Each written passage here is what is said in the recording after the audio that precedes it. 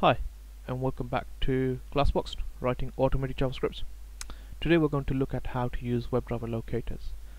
So what this means is, in this video I'll explain what a locator is, what are the available locators, and how to use locators. So let's have a look at locators. So what is a locator? Locators basically things on a web page which can be interacted with. So what that means is, kind of taking a step back. On a web page we have various things. We have links, we have text, which can come in the form of titles or headings, if you like, actual kind of content, body content text, field text, fields which can be populated, buttons, various things. This information can be grabbed directly off the web page using a locator. So the purpose of a locator is to help us write a script which allows us to grab information from a web page.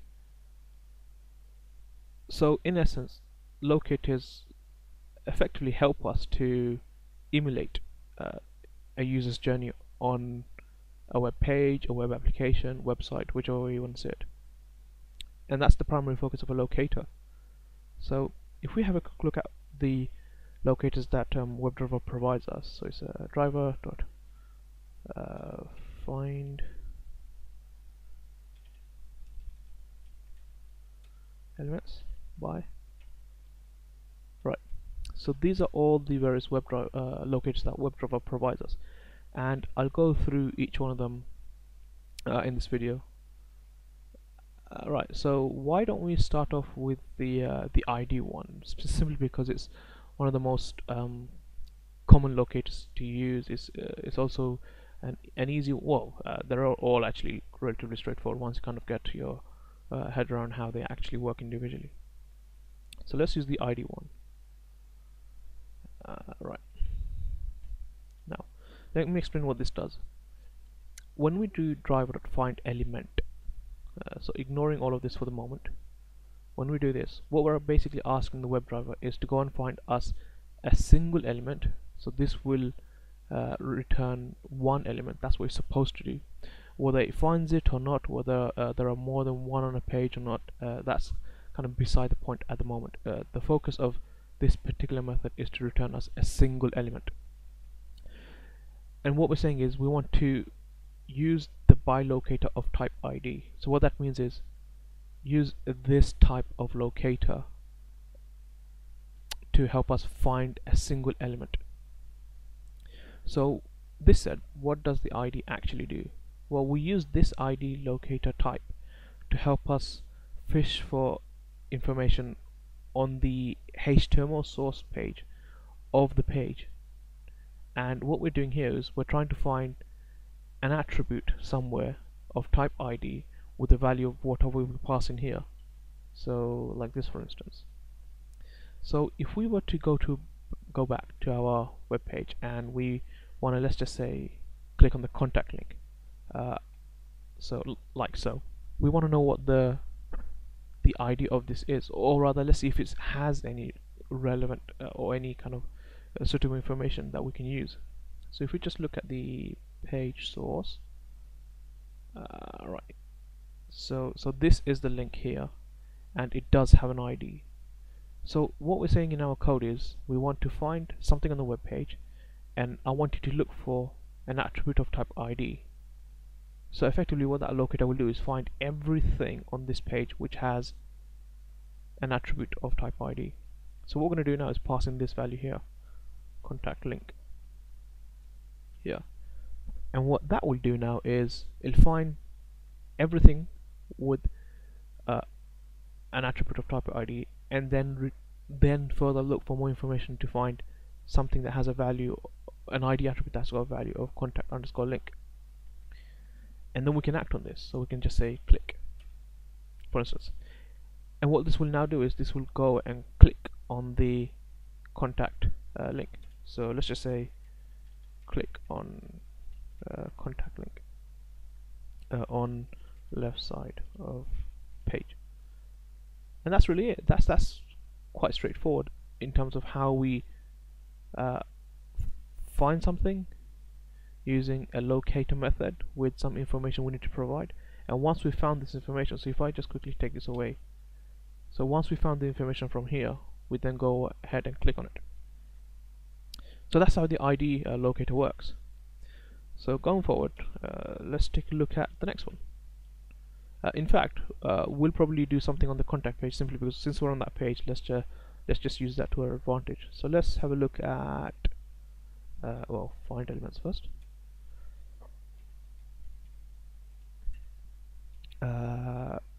Class name looks good.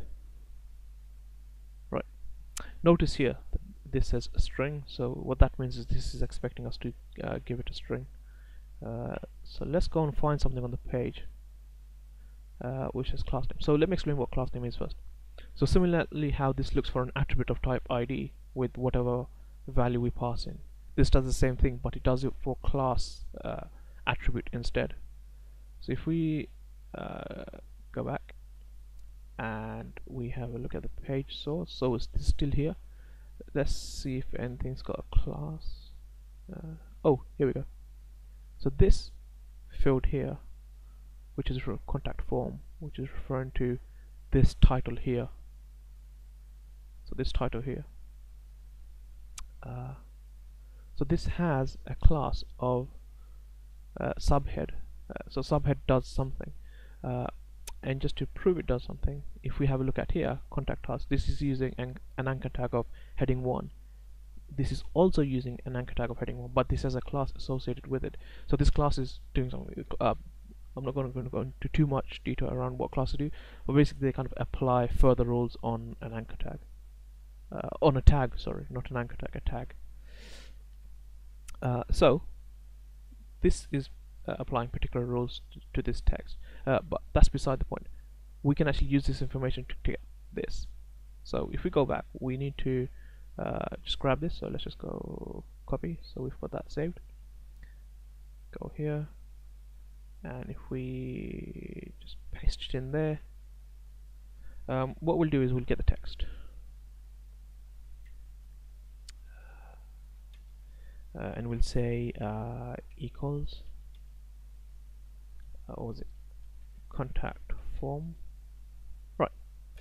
Now obviously this is what we're doing here is we're basically saying find this particular heading, well, find this particular element which has a class name with a value of subhead, get its text and see if it's equal to this. So we know it's equal to this, but as far as our test is concerned, this won't actually return anything.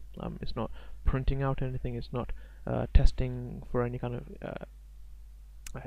outputted result, although it is returning a value to us. So what we'll do is we'll just assert on it. So we'll go assert true. So if I just do that,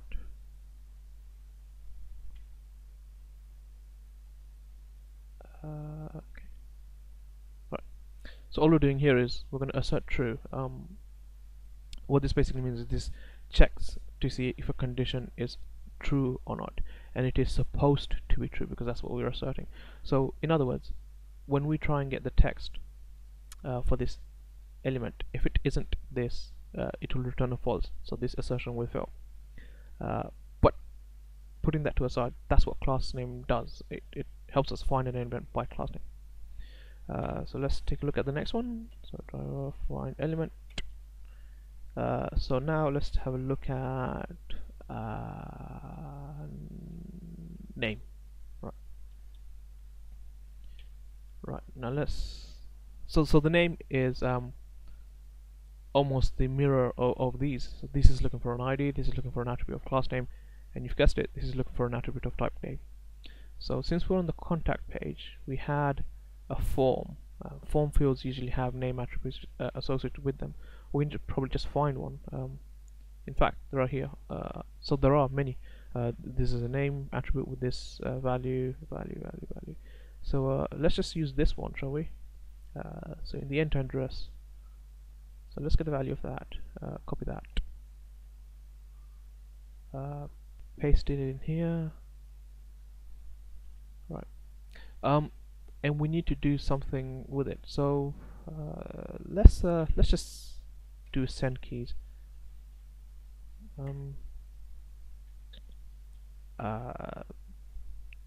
This is address field.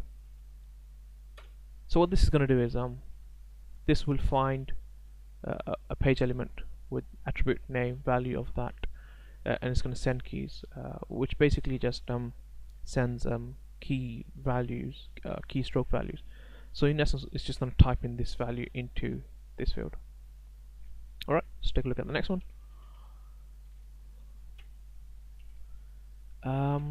Let's have a look at I think we should probably do some navigation now. So let's look at this CCS selector.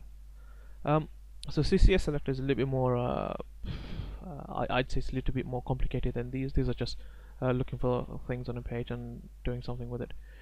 With CCS selector, you can actually almost give more information in this, in the sense that you can actually have various different methods, various different strings kind of patterned in various ways to help us find something on a page. So what this means is it helps us kind of identify what to find on a page using formatted strings. So in this case, here we've got a value directly that's pulled from the page. Here we've got a value directly pulled from the HTML page. Here we can kind of play around with the value. So if we go back, what I want to do is I want to click on something else. We'll click on adoption. So if we look at the adoption link, let's see if there's anything in here we can use. Here it is. So let's see, it's got an ID as well, so we can use this. So let me just copy that, go back. See, what we're going to do is we're going to use CCS selectors commands. If anyone's kind of confused on what CCS selector is, I can probably do another video on it, because it can require a lot more detail. But all we're going to do is look for the ID element. So we're just going to say ID equals that, close that off, and we're going to click on it. So what this is going to do is this is going to use the CCS selector method to use this particular string to find something that's got an attribute of ID and a value of adoption link, and then click on it. In other words, it's going to click on the adoption link. Next, right. So which one haven't we done yet? Let's see. We haven't done. Have we done link text? No, we haven't done link text. So let's do this. So link text. What this does is this looks for text with links. In particular, they look for anchor tags with text values, and then click on them. So what's an anchor tag? Anchor tags are basically, so let's just do that really quickly. Any tag that starts with an A is an anchor tag. An anchor tag is quite simply a link. So when we use link text, it's basically looking for values inside an anchor tag. So home, adoption, about, contact are good candidates. So if we go back and let's just navigate to home. So what this is going to do, this is going to click on the home link. So let's look at its kind of relative, if you like.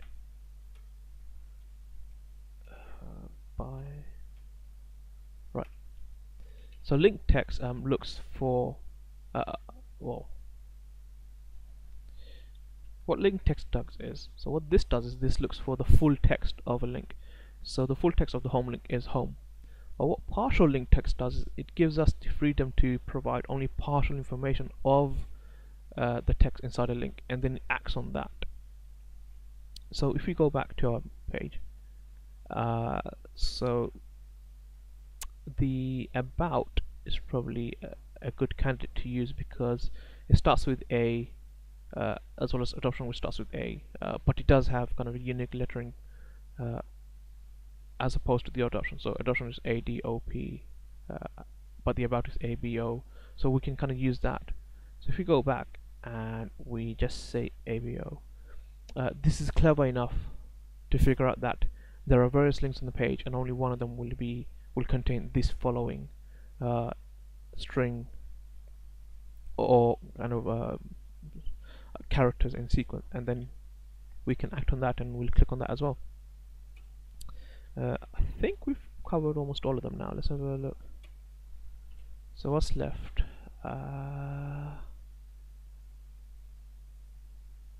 We haven't done tag name, have we? Nope. So what does tag name do? So what tag name does is it in fact, since we're going to the about page, let's just go there and see if there's anything here we can use. Right, okay. So what tag name does is it quite literally gives us the tag value of something. So these are tag values, right? So this is a body tag value, this is a heading or a H1 tag value, a P tag value, or in other words a paragraph tag. And we can use this information. So what we should do is try and find a tag that's probably unique to the page, i.e. there's only one tag on it, and then do something with the tag. So let's have a quick look. Right, okay, so why don't we use the tag value of this and see what happens, right? So let's do that. So we'll use H1, and actually in fact let's use the paragraph tag, because H1 is repeated here as well as here, but there's only one paragraph tag on the entire page. So let's use that. So we quite simply just do P, because there's only one P, and what we'll do is we'll let's get the text on that as well. Let's just do a contains, because it's easier. Right, so going back to the page, so what we're doing is looking at this entire text, and let's try and find, well, I mean, there aren't many well, there are many words here which are unique and don't exist anywhere else on the page. So let's use this, the animals word. The animals, I don't really see it anywhere else. So let's just copy that, put it in here, and what we'll do is we'll assert on it as well, because we actually want some value from this. The reason why we're not asserting on anything else, we should, but we're not, is because we're kind of doing action. So if this works, we know this works. If this works, we know this worked. For example, here, however, we don't know if anything's worked or not, which is why we are asserting on that. So we'll do the same for this. So I'll be a little bit lazy and just copy this really quickly. Right. Let's take a look at the next one. So actually, sorry, before going to the next one, so what this will do is this will find a tag on the page of type P, and then that would become our element, and then what we'll do is we'll get the value of this. In other words, we'll get the entire text, and then we'll look into the text to see if it contains this particular word. If it does, we'll return a true and our test will pass. If it doesn't, then it will fail, and we will then have to fix it. I think we've probably covered all of them now. Let me have just a quick look to see if we've covered them all. Class, yep. XPath, right, and it's the last one on the list as well. Okay, so XPath is similar to CSS selector in that the string value that we provide in the argument or as a parameter isn't something we just directly pull off from the page. We can manipulate it. We can say various different things which would mean the same thing. Again, if you want more information, I can go into it, but the purpose of this switch is I'm just going to keep it short. So what should we click on? Right, tell you what, since we kind of started on the contact page, let's go back on the contact page just to kind of go from a full circle perspective. So what we can do is we can do that. From an XPath perspective pretty much means look at the entire page, and then we need to provide what to look at. So the @id means find an attribute of ID, and you've probably guessed it, we're gonna give the value of that. So let's give contact link, I think it was, and we're going to click on it. Right, so let's quickly recap. We're going to find something on the page with an ID, with the attribute of ID and a value of contact link. Then on the contact page we're going to look for an element which has an attribute of class with a value of subhead and make sure it's equal to that. Then we're going to populate one of the fields using the name locator. After that we are going to use the CCS selector to click on the adoption link, and then we're going to use link text to click on the home link, and then we're going to use partial link text to click on the about link, where we only provided just a few letters of the entire link. We are then going to get the the body of text on the about page using the p tag, and we're going to check that it contains this value, and then finally we're going to use XPath to find an element on the page with an attribute of type ID with a value of contact link and click on it. Right, so let's save and run that. Okay, ideally we should have used different tests just in case if one fails the others continue, but for the purpose of this let's just continue. So we go to contact, we populate field, we go to about. Wow, this has gone quite fast. And there you go. So we didn't detect any problems and our locators all worked. Perfect. And that's really it. These are all the different locators that WebDriver provides us with. Thanks a lot for watching. If you have any questions, do leave a comment below. Please subscribe, and I hope to upload my next video soon.